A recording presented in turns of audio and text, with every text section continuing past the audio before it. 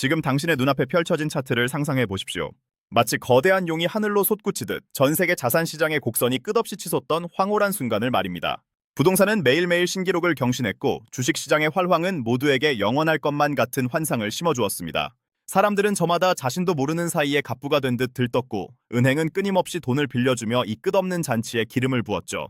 마치 세상에 위험이라는 단어는 존재하지 않는 것처럼 보였습니다. 하지만 기억하십니까? 그 화려한 가면 뒤에서 보이지 않는 균열이 서서히 번지고 있었다는 사실을 말입니다. 당신이 잠든 사이 누군가는 당신의 주머니에서 조용히 돈을 빼내어 다른 곳에 심었고 그 씨앗은 전 세계 경제를 뒤흔들 거대한 태풍의 눈이 되고 있었습니다. 그리고 이 모든 이야기의 시작은 의외의 장소였습니다.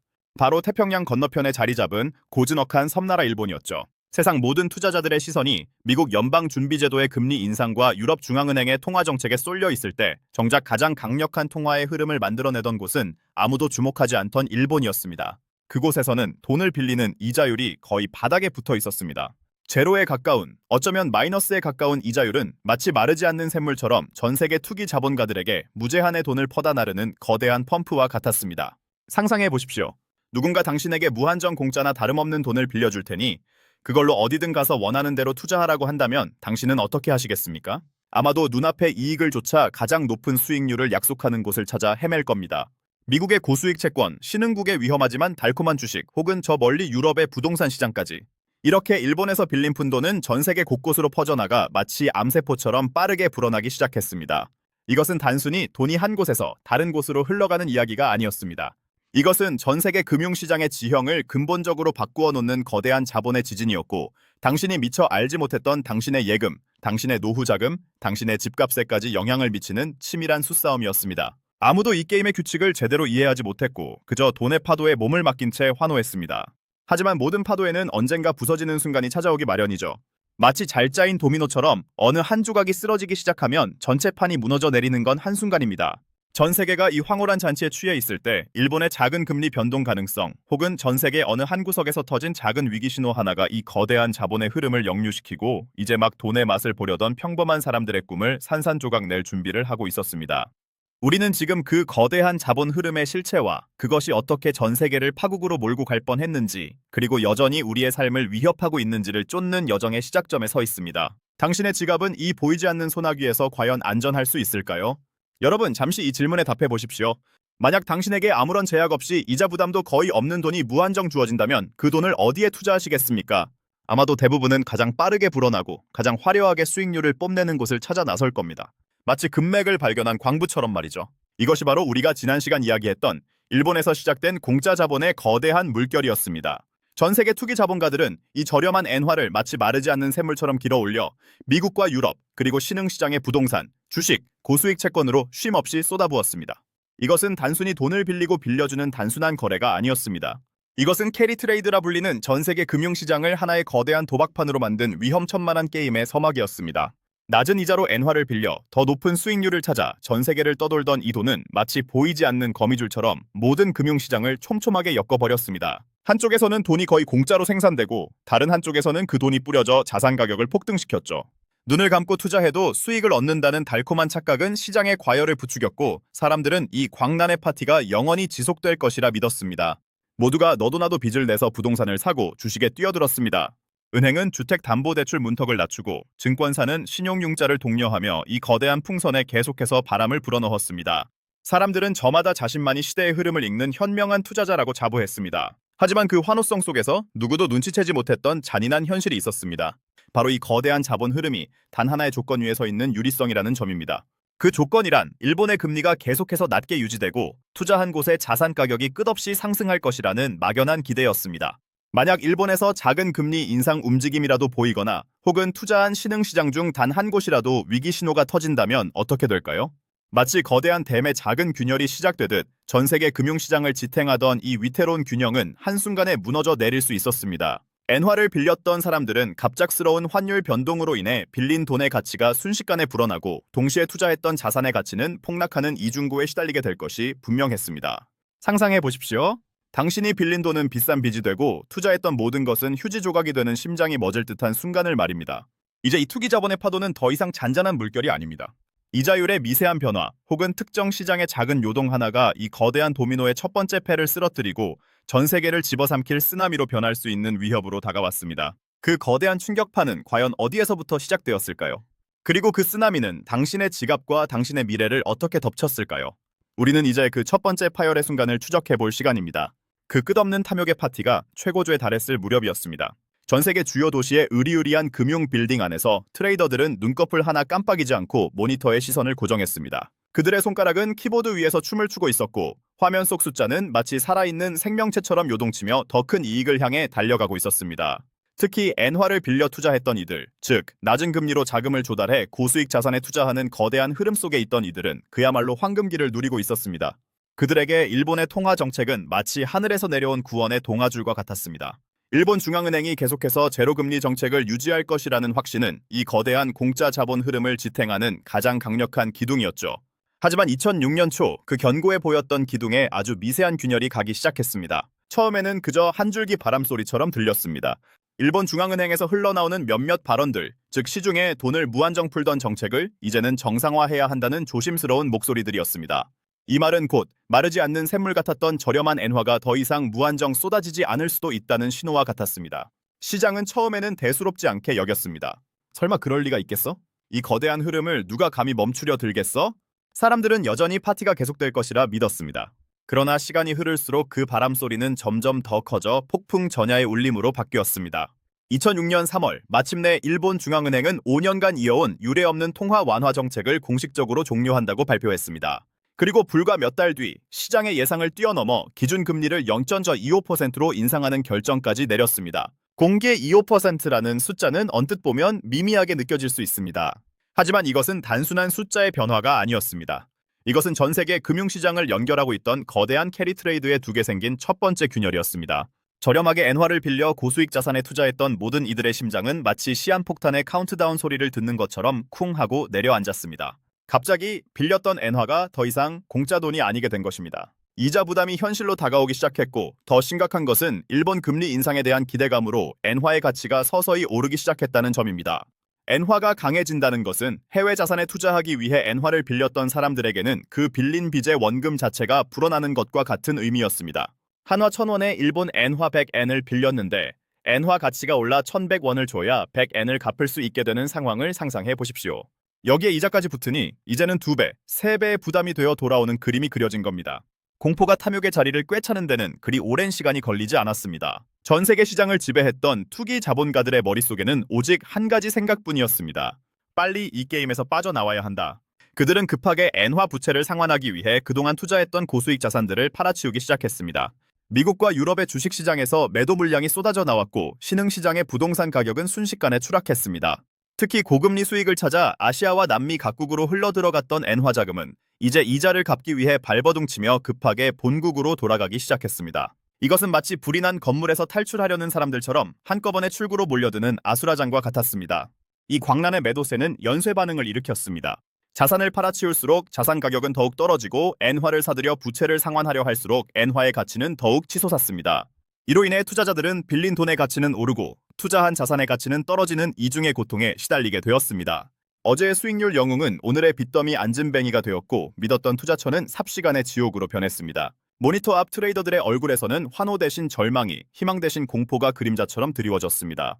그들의 손가락은 이제 이익을 향해 춤추는 것이 아니라 오직 손실을 줄이기 위해 허둥지둥 움직이고 있었습니다. 그들은 자신들이 쌓아 올린 것이 사실은 언제든 무너져 내릴 수 있는 모래성임을 그제야 깨달았습니다. 이제는 단순한 시장의 조정이 아니었습니다. 이것은 지난 수년간 전 세계를 풍요롭게 했던 달콤한 환상이 깨지는 순간이었습니다. 이제 그 충격파는 더 이상 일본만의 문제가 아니었습니다. 저렴한 엔화라는 실로 엮여있던 전 세계 금융시장의 거대한 거미줄이 한순간에 찢어지며 마치 거대한 폭포가 무너지듯 전례 없는 혼란의 물결이 전 세계로 퍼져나가기 시작했습니다. 당신의 은행 계좌, 당신이 꿈꾸던 미래, 심지어 당신이 서 있는 땅바닥까지 흔들리게 할 이 거대한 파도는 과연 어디까지 이어질까요? 다음 이야기에서는 이 충격파가 구체적으로 어떤 시장을 집어삼키고 어떤 기업의 운명을 송두리째 바꿔놓았는지 그리고 그 여파가 우리 삶에 어떻게 스며들었는지를 더욱 깊이 들여다볼 것입니다. 그 파도는 결코 만만치 않았습니다. 시장에서 가장 먼저 직격탄을 맞은 곳은 바로 저렴한 엔화 자금으로 한껏 부풀어 올랐던 신흥국 시장이었습니다. 태국 방콕의 고층 빌딩 숲에서부터 브라질 상파울루의 뜨거운 부동산 시장, 그리고 동유럽 국가들의 급성장하던 인프라 투자에 이르기까지 거대한 엔화의 물결은 수년간 마치 꿀처럼 달콤한 자양분이 되어 그곳에 흘러들었습니다. 개발도상국들은 이 값싼 돈을 빌려 공장을 짓고 도로를 깔며 경제 성장의 꿈을 꾸었습니다. 투기 세력들은 이러한 신흥국 자산에 막대한 자금을 쏟아부으며 단기간에 엄청난 수익을 올렸죠. 하지만 이제 그 자양분이 도구로 변하는 순간이었습니다. 엔화 금리 인상과 가치 상승은 마치 마른 하늘의 날벼락처럼 이들 신흥국에 떨어졌습니다. 빚을 갚기 위해 너도나도 투자금을 회수하기 시작하면서 신흥국 시장에서 돈은 물이 새듯 빠져나갔습니다. 투자자들은 헐값에라도 자산을 팔아 엔화를 사들여 빚을 갚으려 했습니다. 신흥국 증시는 걷잡을 수 없이 폭락했고, 한때는 황금알을 낳는 거위 같았던 부동산 시장은 순식간에 거래가 끊기며 얼어붙었습니다. 외화 유출은 각국 통화의 가치를 하락시켰고, 이는 다시 해외에서 빌린 비재 부담을 천문학적으로 늘리는 악순환으로 이어졌습니다. 길거리는 하루아침에 직장을 잃은 사람들의 탄식으로 가득 찼고, 수많은 기업들은 부도 위기에 내몰렸습니다. 몇 달 전까지만 해도 세계 경제 성장의 희망이라 불리던 이들 국가의 경제는 마치 거대한 쓰나미에 휩쓸린 것처럼 한순간에 폐허로 변해버렸습니다.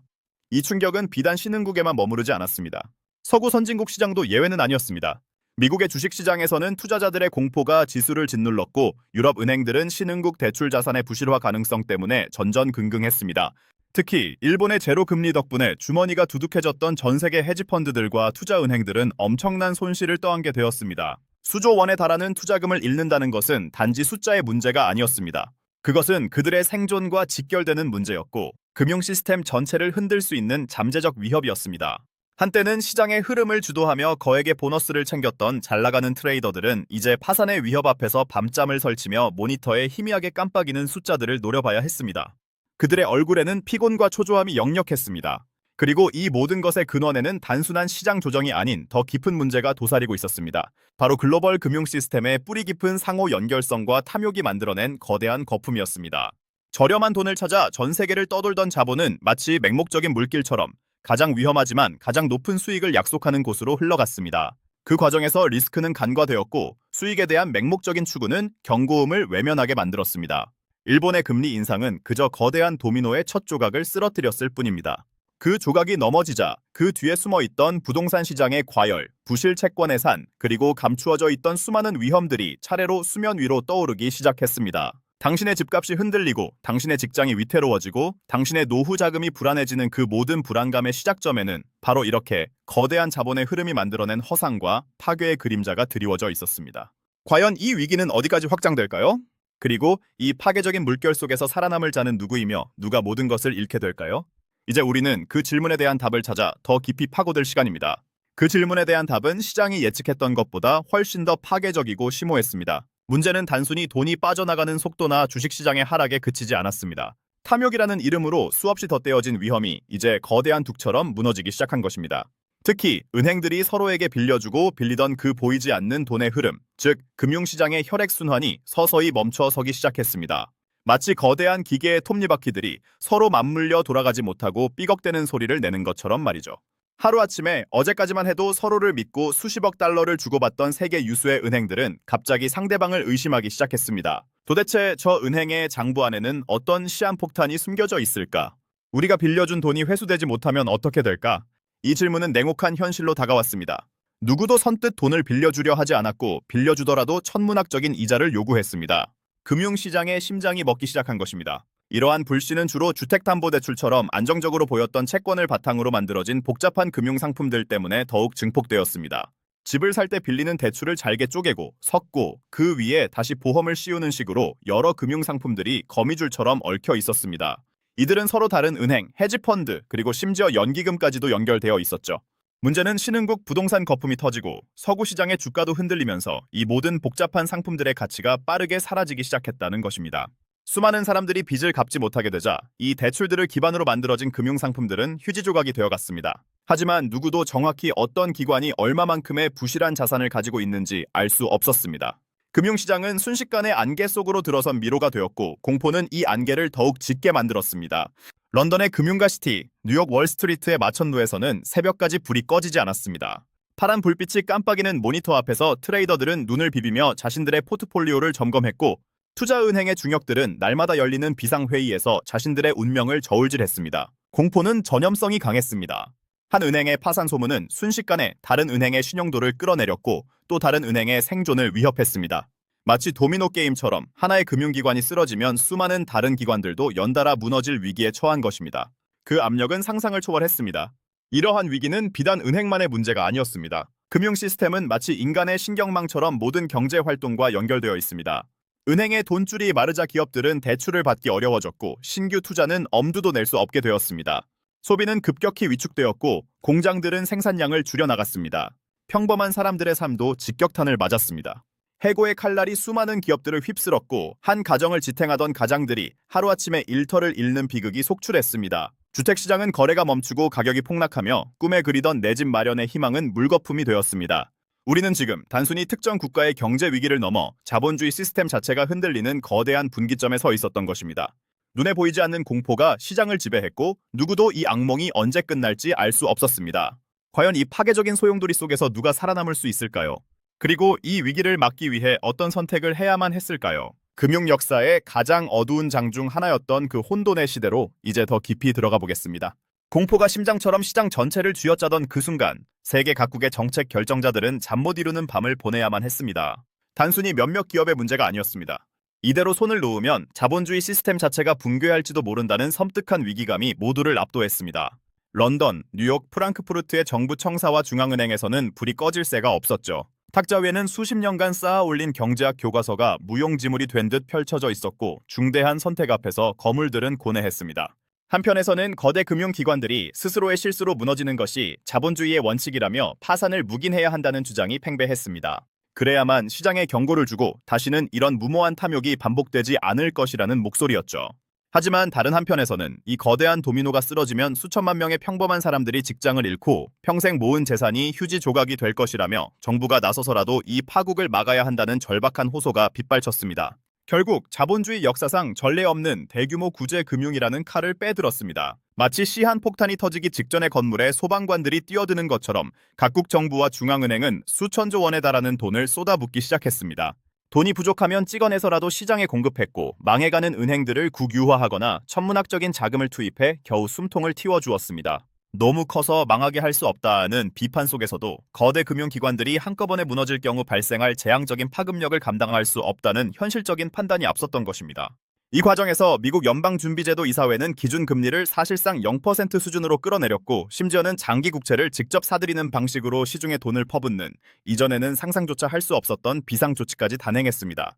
은행들이 서로를 믿지 못해 멈춰버린 돈의 혈액순환을 중앙은행이 직접 나서서 인공적으로라도 재개하려 한 것입니다. 그제야 비로소 금융시장은 한숨을 돌리기 시작했습니다. 그러나 그 안도감은 결코 완전한 회복이 아니었습니다. 수많은 기업들이 도산했고 실업률은 하늘 높은 줄 모르고 치솟았습니다. 한때는 무한한 성장을 약속했던 고층 빌딩들이 이제는 공허한 그림자를 드리웠고 거리에는 일자리를 잃은 사람들의 탄식이 끊이지 않았습니다. 특히 유럽의 일부 국가들은 재정 위기에 직면하며 또 다른 형태의 혼란을 겪어야만 했습니다. 과거의 번영은 마치 신기루처럼 사라져버렸고 사람들은 정부와 금융 시스템에 대한 깊은 불신을 품게 되었습니다. 이러한 위기는 우리에게 잊지 못할 교훈을 남겼습니다. 첫째, 탐욕과 공포라는 인간 본연의 감정이 어떻게 냉철해야 할 시장의 판단력을 흐리게 만들고 상상할 수 없는 위험을 만들어낼 수 있는지 여실히 보여주었습니다. 금융상품들은 복잡하게 얽히고 설켜 있었고 그 밑바닥에는 항상 누군가의 부채가 자리하고 있었습니다. 누구나 쉽게 돈을 벌 수 있다는 환상이 시장 전체를 지배할 때 그 이면에는 언제 터질지 모르는 시한폭탄이 숨겨져 있다는 것을 우리는 깨달았습니다. 둘째, 금융 시스템은 개별 국가의 경계를 넘어 전 세계가 하나의 거대한 신경망처럼 연결되어 있다는 사실을 일깨워 주었습니다. 미국의 주택시장에서 시작된 작은 파열음이 어떻게 전 세계의 은행들을 마비시키고 유럽과 아시아의 공장 문을 닫게 만들며 멀리 떨어진 신흥국의 경제까지 흔들 수 있는지 우리는 생생히 목격했습니다. 즉 어느 한 곳의 탐욕과 실수가 전 지구적 재앙으로 번질 수 있는 시대에 살고 있다는 것을 깨달은 것입니다. 셋째, 규제의 중요성입니다. 시장의 자율성에만 모든 것을 맡겼을 때 탐욕은 걷잡을 수 없는 괴물이 되어 스스로를 파괴할 수 있음을 확인했습니다. 이후 각국 정부는 은행의 자기 자본 비율을 높이고 위험한 금융상품에 대한 감시를 강화하는 등 새로운 규제들을 도입했습니다. 물론 이 규제들이 완벽한 해답은 아닐 수 있지만 적어도 시장에 무한한 질주에 제동을 걸 수 있는 최소한의 안전장치가 필요하다는 공감대를 형성한 것입니다. 마지막으로 우리 평범한 개인들에게 이 거대한 위기가 던져주는 시사점은 무엇일까요? 그것은 바로 분별력과 책임감입니다. 누구나 쉽게 돈을 벌 수 있다는 달콤한 유혹에 현혹되지 않고 자신이 투자하는 대상이 무엇인지, 어떤 위험을 내포하고 있는지 스스로 끊임없이 질문해야 합니다. 시장의 거품 속에서 남들이 뛰어든다고 무작정 따라가는 것이 아니라 자신만의 원칙과 기준을 가지고 신중하게 판단하는 지혜가 필요하다는 것을 말이죠. 시간은 흘렀지만 그 혼돈의 시기가 남긴 상흔은 여전히 우리 사회 곳곳에 남아 있습니다. 그리고 앞으로도 우리는 탐욕과 공포, 그리고 그 사이에서 균형을 잡으려는 끊임없는 시도 속에서 살아갈 것입니다. 이스릴 넘치는 경제 다큐멘터리를 통해 여러분이 그 보이지 않는 시장의 이면을 꿰뚫어 보고 자신의 삶과 지갑을 지킬 지혜를 얻으셨기를 바랍니다. 여러분의 현명한 선택이 또 다른 비극의 서사를 막을 수 있는 가장 강력한 힘이 될 것이라는 믿음으로 오늘의 이야기를 마칩니다.